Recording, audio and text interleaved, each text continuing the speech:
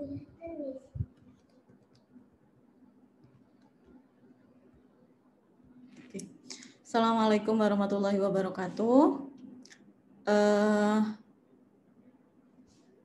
Materi hari ini yaitu materi pertama tentang kewirausahaan. Jadi sesuai dengan tugas yang sudah kalian submit di e-study dan sudah bisa kalian lihat di Instagramnya kita. Materi hari ini, materi pertama yaitu tentang pendahuluan. Oke, ini saya sudah kenalan ya minggu lalu. Kemudian entrepreneur gitu ya. Jadi kita bicara tentang kewirausahaan. Kewirausahaan pelakunya itu namanya entrepreneur. Kemudian kewirausahaan itu berarti entrepreneurship. Di sini kita akan mempelajari bahwa entrepreneurship itu adalah sama dengan technopreneurship.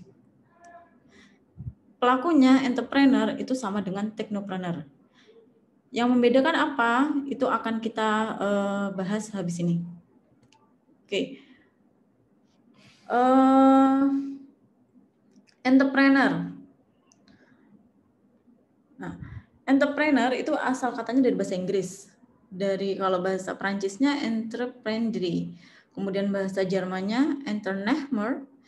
Kemudian menurut Oxford Dictionary, ya, entrepreneur itu artinya adalah to undertake, menjalankan, melakukan, berusaha. Dia disebut juga to set about, to begin, to attempt. Jadi lebih ke berusaha. Nah, di bahasa Indonesia itu artinya wirausaha. Kegiatannya berarti wirausahawan.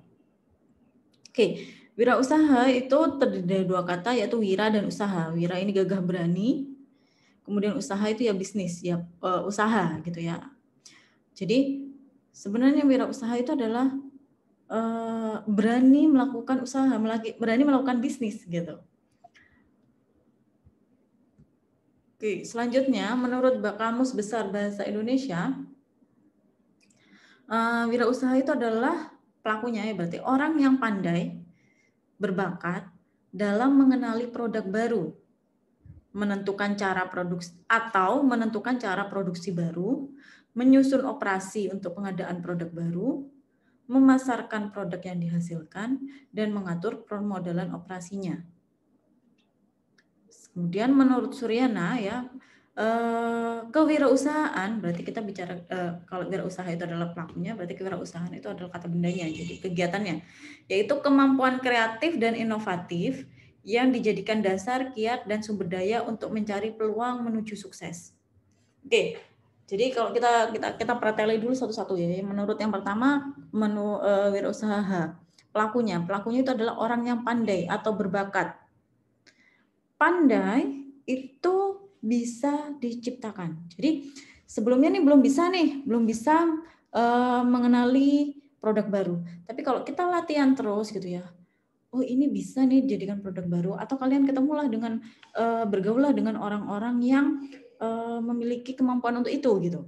Nanti kalian lama-lama ketularan, sama seperti istilahnya kalau kalian bergaul dengan para penjual ikan, ya kalian ikut amisnya. Tapi kalau kalian bergaul dengan para penjual minyak wangi, ya kalian nanti akan kecium wanginya gitu. Nah, kemudian tapi ternyata bukan hanya produk baru saja, tapi juga menentukan cara produksi baru. Misalnya nih, ya kalau kita lihat, kalian tahu seblak ya. Nah, seblak itu ya makanannya yang dijual ya sudah jadi kayak gitu ya, sudah siap makan. Nah, kemudian kalian bisa menciptakan misalnya produk seblak kering. Produk seblak kering ini berarti anggaplah sama seperti ada kok ini ya, produk ini ada sudah.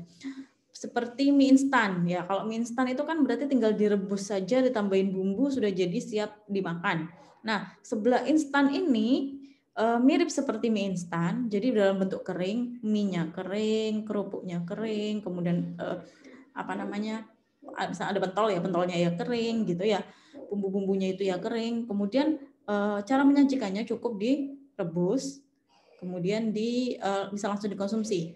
Nah itu berarti cara produksi baru. Jadi si orang yang produsennya, si punya usaha tadi tidak memasak seblak siap makan. Berarti mereka mengeringkan produk-produk seblaknya tadi biar tahan lama. Tahan lama itu berarti goal yang baru, ya. Kemudian menyusun operasi untuk pengadaan produk baru. Jadi sebelumnya misalnya offline kemudian menjadi online, itu kan sistemnya sudah berbeda. Cara operasinya juga berbeda. Terus memasarkan produk yang dihasilkan tadi, karena memasarkan itu butuh skill tertentu. Dan mengatur permodalan. Modal ini biasanya dijadikan alasan modal. Iya, nggak punya modal, modalnya besar, gini-gini. Nah, itu misalnya jadi alasan kenapa tidak memulai sebuah usaha baru. Padahal ya tinggal kemauan tadi. Kalaupun kita tuh tidak punya modal, kita bisa pakai modalnya orang lain. Kalau kita tidak punya pegawai, ya kita bisa pakai pegawainya orang lain. Asalkan kita orang tersebut punya keyakinan dulu dia bakal sukses gitu. Oke, selanjutnya kewirausahaan. Kewirausahaan adalah kegiatan yang dilakukan oleh sebagian orang dengan, saya highlight ya, melihat peluang di pasar.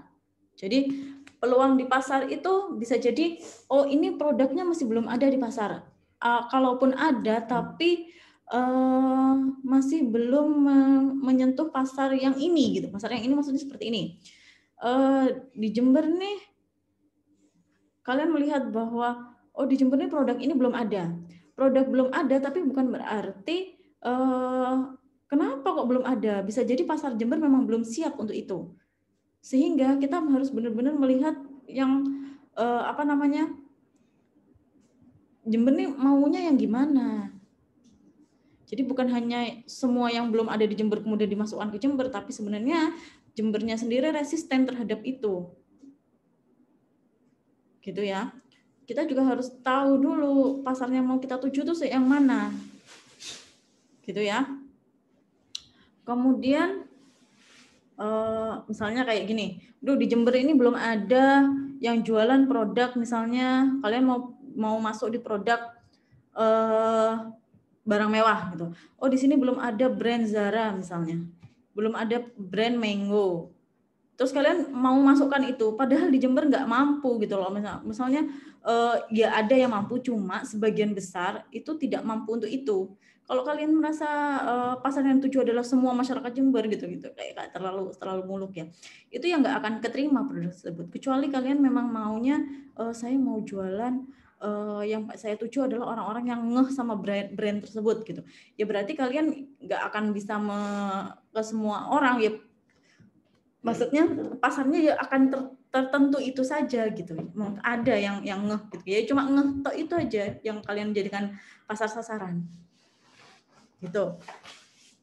Kemudian seseorang yang mampu melihat apa yang menjadi kebutuhan pasar. Gitu ya.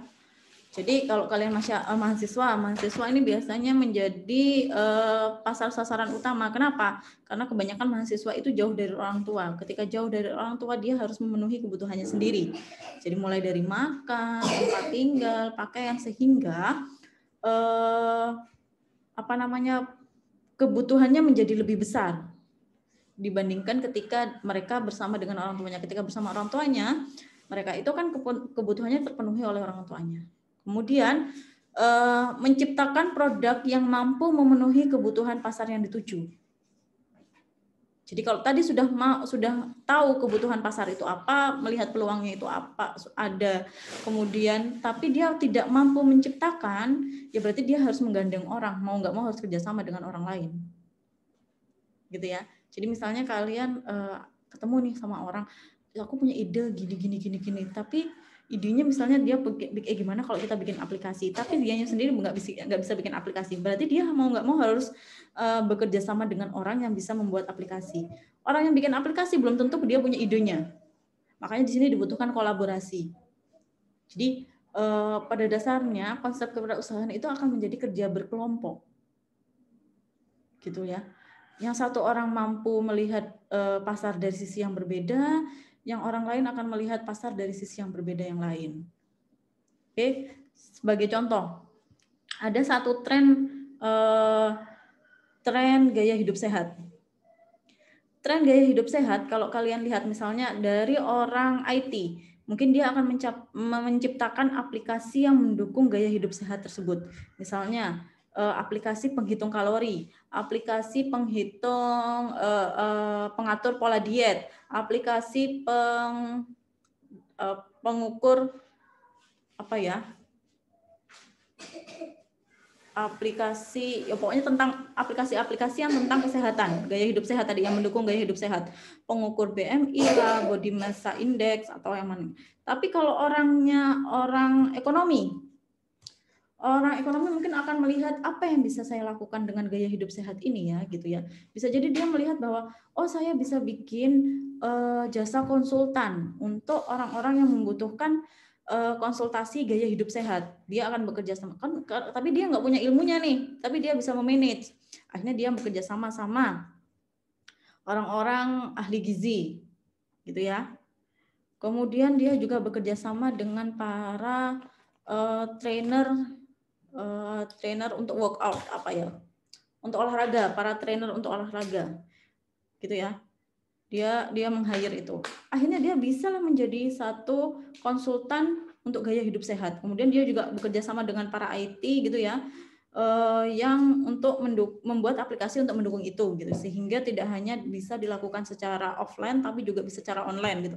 Nah, ini dari satu peluang di pasar. Kemudian orang kesehatan dia akan melihat bahwa oh gaya hidup sehat ini yang saya bisa lakukan adalah melakukan kampanye, saya bisa melakukan yang menggalakkan gaya hidup sehat ini dengan memberikan contoh, misalnya tahu-tahu dia bikin, oh saya bisa bikin konten, ini orang kesehatan malah yang bikin konten, saya bikin konten tentang gaya hidup sehat ini, dia gaya hidup sehatnya mulai dari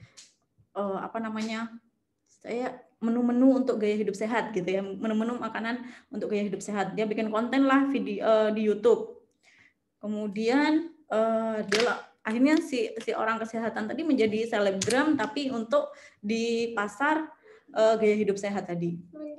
Nah, itu jadi dari satu peluang, kalau yang melihat itu berbeda-beda, itu bisa jadi produknya berbeda. Kemudian ketika orang tadi misalnya bekerja sama, si orang IT tadi bekerja sama dengan orang yang bisa mengelola manage tadi ya, orang manajemen gitu ya, orang ekonomi. Kemudian bekerja sama dengan si orang kesehatan, bekerja sama misalnya dengan gaya hidup sehat ini juga memerlukan ketenangan pikiran gitu ya. Berarti dia bekerja sama dengan ahli agama, tambah holistik lagi, itu bisa menjadi satu jasa yang sangat menyeluruh. Itu satu masih dari gaya hidup sehat. Sekarang misalnya semua beralih ke dengan adanya pandemi memaksa orang untuk mengurangi interaksinya, sehingga dibutuhkan semuanya pindah ke memanfaatkan dunia IT lah semuanya. Kemudian melihat itu, peluang itu, melihat kondisi itu diubah menjadi peluang. Peluangnya apa? Macam-macam. Kalian misalnya orang IT menjadi jasa konsultan untuk para UMKM bisa terjun ke dunia IT. Gimana? Saya mau ngasih pelatihan promosi, saya mau ngasih menjadi konsultan biar mereka bisa masuk ke GoFood, GrabFood gitu. Nah, itu tuh jadi ide gitu. Oke. Manfaat berwirausaha. Yang pertama yaitu memiliki potensi penghasilan tak terbatas. Ini potensi. Jadi saya tidak mau janji muluk-muluk bahwa menjadi wirausaha itu penghasilannya banyak melebihi pegawai. Tapi kalau dia tidak memanfaatkan itu, ya dia tidak akan mendapatkan penghasilan yang tak terbatas ini tadi. Gitu ya. Karena semuanya kalau si wirausaha itu harus kembali ke dirinya sendiri. Karena nggak ada yang ngatur gitu, kecuali dirinya sendiri. Dia mau orang-orang pada berangkat kerja nih, dia masih mau tidur sampai nanti siang juga nggak ada yang marahin gitu loh. Tapi ya rezekinya dipatok ayam gitu kalau sudah bangunnya siang. Biasanya para wirausahawan ini akan bangun lebih pagi daripada pegawai, dia akan memulai hari lebih pagi daripada pegawai, kemudian tidurnya juga lebih malam daripada para pegawai. Nah, itu akan menyambung ke yang nomor 3, yaitu bebas mengatur ritme kerja. Bebas mengatur ritme kerja, kalau kita lihat nggak enak lah jadi pegawai, berangkatnya itu tiap hari terbatas gitu, kerja sama orang, waktu kerjanya tuh dari jam 8 sampai jam 4. Nah, apa para wirausahawan itu nggak kayak gitu. Mereka itu jauh lebih kerja keras daripada para pegawai. Kerjanya bisa 24 jam kalau nggak mau tidur. Tapi kalau misalnya mau tidur sejam, jadinya 23 jam. Kayak gitu. Ya. Jadi kerjanya itu malah lebih lama daripada pegawai. Kemudian, tapi memang kalau kalian pernah dengar quote kerja keras itu tidak akan hasil tidak akan mengingkari kerja keras gitu ya. Jadi kalau emang kerja keras itu nanti hasilnya memang lebih nyata, lebih kelihatan daripada pegawai. Jadi kalau dia bisa meningkatkan value diri, kemudian dia itu bisa mendapatkan proyek, misalnya kita bicara proyek ya, dia bisa mendapatkan proyek seharga ratusan juta dalam sekali proyek, itu akan kalau dikonversikan dari pegawai, ya pegawai kapan bisa mengumpulkan seperti itu bertahun-tahun. Nah, kalau si wirausahawan tadi bisa mendapatkan proyek 200 juta sekali proyek, tapi bisa jadi ke depannya, misalnya bulan depannya nggak ada proyek, bulan depannya ada proyek lagi, nggak bisa dijagakan gitu loh. Tapi bisa dia, kalau dia rajin mempromosikan diri, rajin meningkatkan value diri, dia bisa mendapatkan segitu. Tapi kalau dia males-malesan, kemudian masih tidur waktunya orang kerja, kemudian tidak meningkatkan value dirinya gitu ya, kemudian dia cuma males-malesan, nggak merapikan penampilan gitu ya. Memang penampilan bukan yang utama, tapi itu menjadi salah satu faktor penentu juga. Gitu. Nah ini yang kedua ya, dia harus memaksimalkan kemampuan gitu loh. Kalau dia nggak memaksimalkan kemampuan, karena wirausahawan ini istilahnya one man show, dia harus bisa tadi membaca peluang, harus bisa membaca pasar, harus bisa memproduksi. Kalau tidak bisa memproduksi harus menggandeng orang. Lah menggandeng orang berarti kerja sama orang. Harus bisa kemampuan interpersonal, berhubungan dengan orang lain, sosialisasi. Harus bisa membuat laporan keuangan. Harus bisa membaca laporan keuangan. Kalau orang lain yang bikin, kalau dia nggak bisa bikin, dia akan menyuruh orang untuk bikin laporan keuangan. Kalau dia nyuruh orang, berarti dia kan harus bisa baca nih. Kalau nggak dibohongin dong sama orang gitu loh. Nah, jadi kemampuan dirinya akan lebih keluar lagi. Kalau jadi pegawai, dia bagian keuangan, dia akan selamanya ngurusin uang terus. Kalau dia bagian pemasaran, ngurusin memasarkan produk terus, seperti itu. Ya. Kemudian sikap mental mandiri. Nah, karena tidak bisa menggantungkan diri pada orang gitu ya, tidak ada divisi lain, dia sendirian, ya berarti harus mandiri itu tadi. Tapi ketika berhasil, puasnya akan jauh lebih puas dibandingkan menjadi seorang pegawai.